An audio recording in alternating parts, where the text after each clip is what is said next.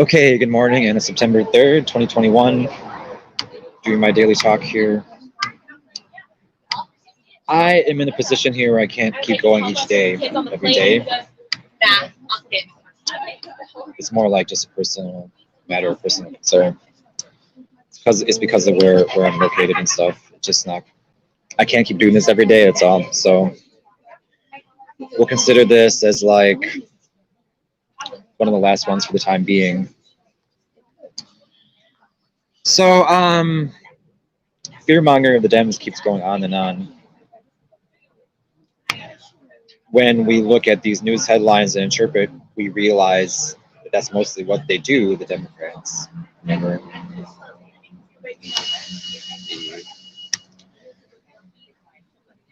the political climate in San Francisco has gone like horribly since the time of Mayor Breed's vaccine mandate. The vaccine mandates in restaurants now across the board, where you can't sit down inside without showing a vaccine record. And that caused great alarm with the public overall and worsened the city's climate and atmosphere to a level of distrust and suspicion between people, which is very shocking and concerning. Everyone started to act very rude. Everything seemed hysterical and all revved up. It's really poor management, and I think they did nothing to get the word out much in advance. She did like one talk and got in the newspaper and online,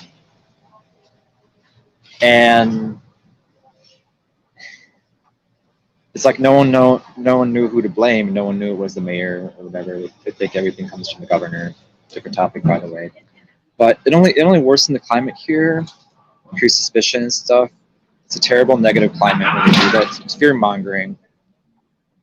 It's appealing to people's deep down fears about things, and it created a bunch of other irrational problems where all she was asking for was this one thing, and she brought about a bunch of other behaviors where they started to stop a bunch of other things from happening or being possible. They were not on the list even. So it's just rude, man. It's just rude. They don't have to have that kind of vaccine mandate. Like I said, they could do masks and or vaccine. I think she's just another. She seems like just another version of Jackie Lacey, the former district attorney of Los Angeles, who's also fear mongering. 2014 and 2015 years around that time, and the fear mongering that she was doing was against mental health patients. So in other words, arousing great fear and suspicion about people who have mental health records or previous, symptoms or so-called disorders, trying to say they should be incarcerated or we're going to incarcerate all these mentally ill people, etc. When I say it, that sounds like a bunch of Hitlerian notions, because frankly it is. And it is very strange to talk that way when they should be focused on fixing crime or like addressing crime and poverty. Said she's fear mongering over mental illness. Now we have Mayor Breed here fear mongering over a disease like the rest of the nation does. And typical of them is they approach the problem the wrong way. So on the vaccine mandate topic, I saw this article in the Daily Caller. The title is "Natural Immunity is Really Better." New Israeli study fuels debate on vaccine versus natural immunity. So there's a study done in Israel showing that natural immunity developed from having COVID-19 disease is better than getting the vaccine. So it says here the researchers found that uninfected vaccine recipients were 13 times more likely to experience a breakthrough infection than those who were previously infected. Thus, uninfected vaccine recipients were more likely to experience a breakthrough infection. Okay, so quoting Charlotte Thalen, physician and immunology researcher in Stockholm, it's a textbook example of how natural immunity is really better than vaccination. who knew that? Well, they're forward thinking, and that's outside the box thinking and rather brilliant. This is a very brilliant study. It looks really good. You can find that in the Daily Caller. These politicians are not really good scholars in medicine. They're just politicians. They shouldn't really be doing that much. Now on to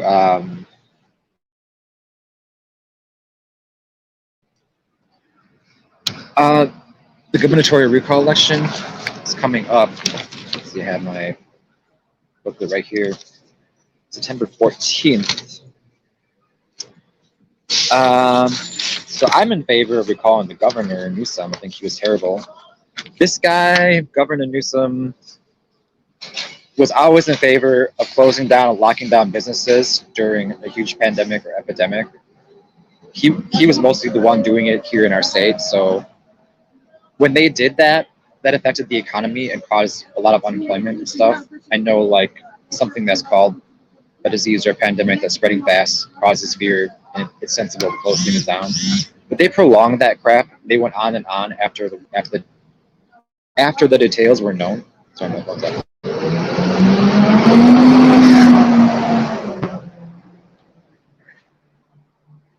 Yeah. After the details were known, he went on and on and on. I even have it here in plain text on his Wikipedia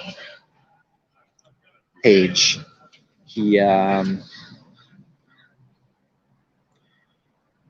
man, it's a bunch of stuff. You can read what he did during the COVID pandemic. It was all about closing things down. I know they're trying to make things safe, but things could be dangerous outside. Things could be dangerous during a takeout order if people don't know social distance and put a mask on and act normal.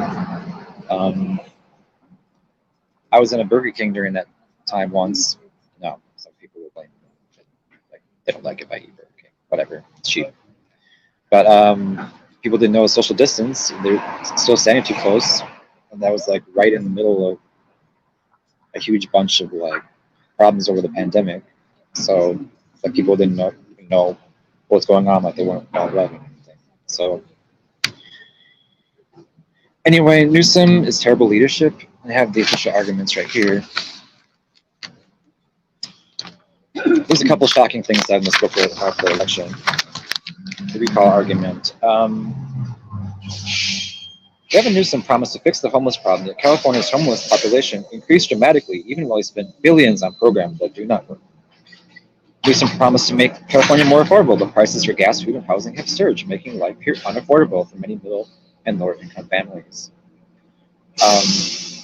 Gavin Newsom promised to make California safer, but crime and homelessness have spiked since he ordered the early release of nearly 20,000 prison inmates. That Newsom was giving the 76,000 chance to leave prison early, making matters worse. That's controversial. I might be with him to a certain extent on that. They imprison too many people. It's mostly a prison state.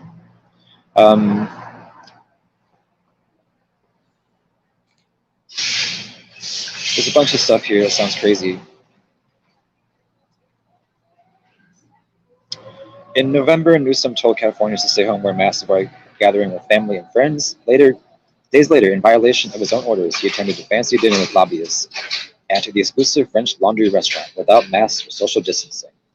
Newsom also secretly authorized a contract for nearly $1 billion to outsource mask production to a politically connected Chinese company. The head of that company donated tens of thousands to Newsom's campaign. The company was wired at $500 million without legislature approval. End quote. What else comes to mind? Newsom is the one who set up, I think he's the one in leadership of and setting up that whole like tier system. Let's call something here. Oh, I just had it. No, I lost it. Dang, I knew I would lose one of these things. Here, let me look quick. That whole tier system in California where they put an orange tier and a purple tier and so forth, depending on how like the numbers are working. That's from the Dems and stuff, because he was in charge of running everything. So he's the one who set up that stupid tier system that they're running on that didn't have to be like in place. It was a thing making everything like Billy Madison. where now we go back to grade school and have to learn everything over again. And if we do well, we celebrate and get to party again. So it was called Blueprint for a Safer Economy. Yeah, the Blueprint for a Safer Economy was passed by the state with Newsom in charge. He's the one that set up that stupid tier system. So that was ridiculous. Of course, the unemployment rate during the pandemic was at record levels or whatever for the whole nation. I have the numbers right here. It's not just our state. The unemployment rate, this is statistics from, what is this, budget, it's called again, Center on Budget Policy Priorities. The unemployment rate jumped in April 2020 to a level not seen since the 1930s, the Great Depression. It still stood at 5.4% in July 2021, compared with 3.5% in February 2020. The official unemployment rate, however, understates current job losses. The economy has added jobs in recent months. There were still 5.7 million fewer jobs in July 2021 than in February 2020. End quote. So yeah, I know the workers are needed currently, but that's the fact of the matter right now about things. What else did I have? Oh yeah. I'm way ahead of the liberal media here at one point, which is that there's food shortages starting to happen here in California. I noticed at Safeway they're not making donuts.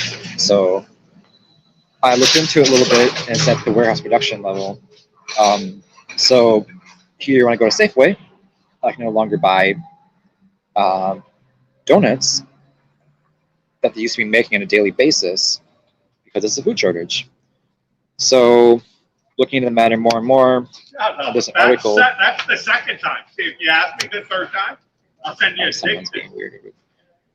There's an article in the Reno Gazette. It's called The Great Resignation, Why Are Employers in Reno and the Nation Struggling to Find Workers? Come to find out,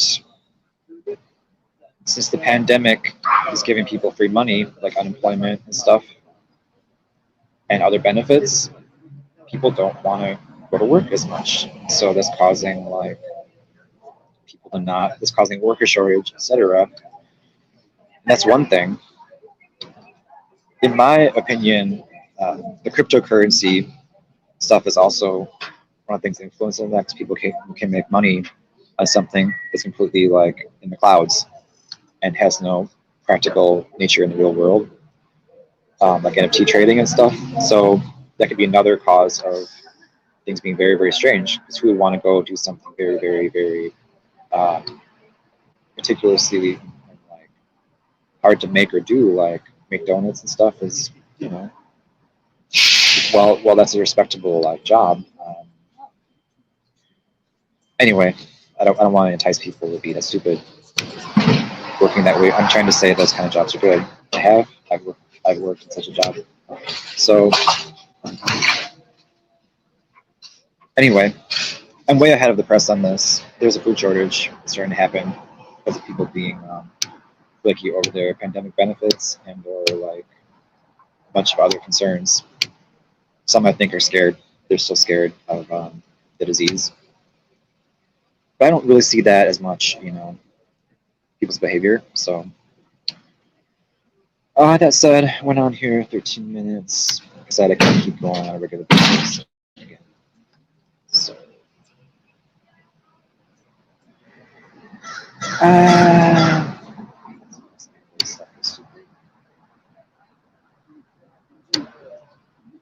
oh yeah, the replacement governor candidates. I saw someone talking about it being like the end of the world, with this thinking that Larry Elder is like a white nationalist supremacist. There's a bunch of other replacement candidates the governor's recalled. It's a long list, and the media is also not talking about that. Okay, so you have Dennis Richter, no party preference. Brandon Ross, a Democrat. Doug Ose, or Ossie, Republican. Ose or something. Caitlyn Jenner is trying to be the governor. She, I don't know how she identifies. Uh, given that like our state and our city here are like most people, are behind like the transgender or political cause, liberal, where they support like transgender and lesbian gays. I'm surprised there's no talk of Caitlyn Jenner running for governor. What the hell? She says, California has been my home for nearly 50 years. I came here because I knew that anyone, regardless of the background or station in life, could turn their dreams into reality. End quote. Well, she stands a chance, probably. Yeah. Kevin Falconer, Republican. Holly L. Bade, Democrat. David Alexander Bramante, Republican. Heather Collins, Green Party. Yeah, she looks familiar. Okay, James G. Han Inc. No qualified party preference. Jeff Hewitt, Libertarian. David Hilberg, Republican. Angeline, no last name, no party preference. Billboard Queen, icon. Larry Elder, the one everyone's talking about, is Republican. Yeah, I wasn't pleased to hear some of that stuff. Joel Ventresca, Democrat. Jeremy Marciniak. I'm probably murdering these names. Jacqueline McGowan, Democrat. Daniel Mercury, Republican. Yeah, this one sounds. He was a business owner, though. His statement here doesn't sound that Republican to me. I should email him, see what he's trying to say. I might like what he has to say, maybe. I don't know. Dan Kapelovitz, Green Party. He says, "Can you dig it?" See, it's a long list. It's just page after page after page. People. Robert Newman too. Interesting. Robert C. Newman. That sounds like Alfred A. Newman or something. It's Daniel Watts. I'm skipping some of these people. Nicholas Wildstar, Republican. Hopefully, the new guy won't be in favor of business lockdowns like Governor Newsom was, seriously, and locking everyone down constantly. That would be good. All right, mostly a seamless broadcast here. Everyone have a good day.